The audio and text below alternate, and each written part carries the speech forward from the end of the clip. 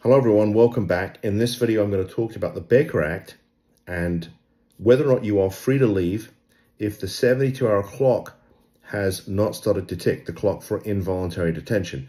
And here's the framework, the reason this came up, because I just got a call actually from somebody who had been taken to a hospital, which is not unusual in the cases that we see, especially if there's an allegation of an overdose with medication or pills or whatever it is, or somebody is, in need of medical care.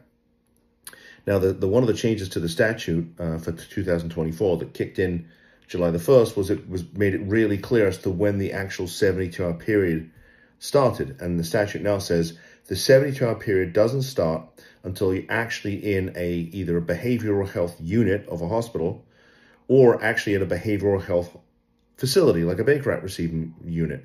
So obviously, if you are in an emergency room being taken there for medical issues or alleged medical issues, if the 72-hour clock hasn't started to tick, are you free to leave? And the simple answer is no.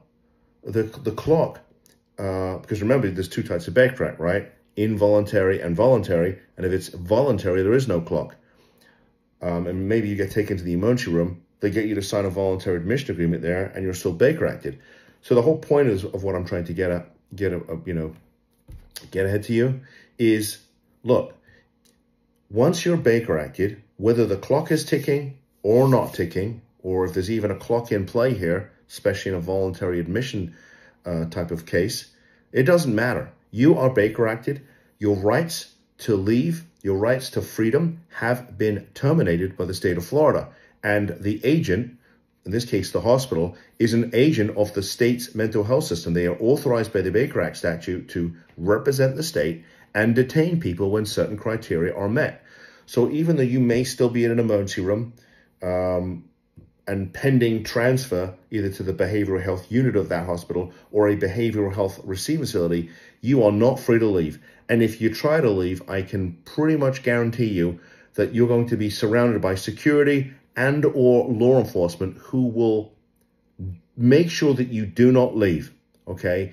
And that's where things can get a little sideways. That's when people get injured because they start to fight with security and the police, and they are detained. And that's when a doctor walks up and sticks a very large needle in your backside to basically render you catatonic so that you can no longer fight back.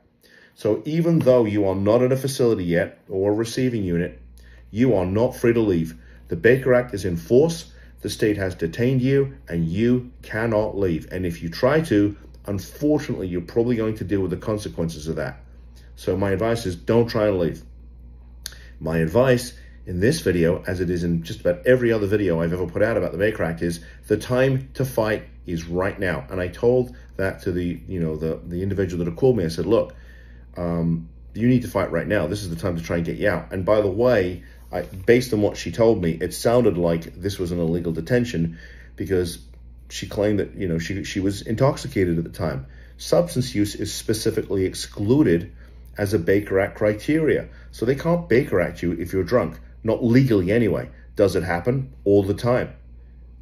Does that mean that there's nothing we can do? No. But as I've said in other videos, if you want your rights, your statutory, your constitutional rights enforced, the way to do it is through the court system, because otherwise it's just a bunch of words on a piece of paper and it means nothing because you got to enforce those rights. And remember, nobody knows you're there, so they can do whatever they want to you, and you can't sue them as a general rule because they are an agent of the state and the state enjoys sovereign immunity. And it's right there in black and white in the Baker Act statute. I put a video out there a couple of weeks ago. You can read it for yourself. So you know I'm not making this stuff up. You cannot leave. Period. End of story.